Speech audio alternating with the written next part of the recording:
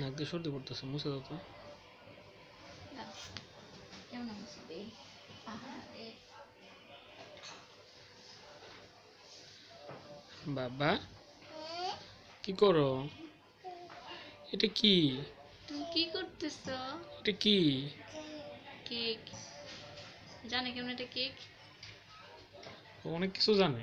অনেক কিছু, অনেক ম্যাচিউরড হয়ে গেছে। আমি বললাম না, ও বলে কি মাছ দাও, মাছ দাও। এটা তো জানার কথা না, এটা কেক। মানে ওর ভিতরে যে মাছ নেই ওটাও কিভাবে জানলো? না এটা কেক, এটা কেমনে জানলো? মোটামুটি কিভাবে জানলো এটা কেক? এটা কি? হ্যাঁ আমি এটা কি?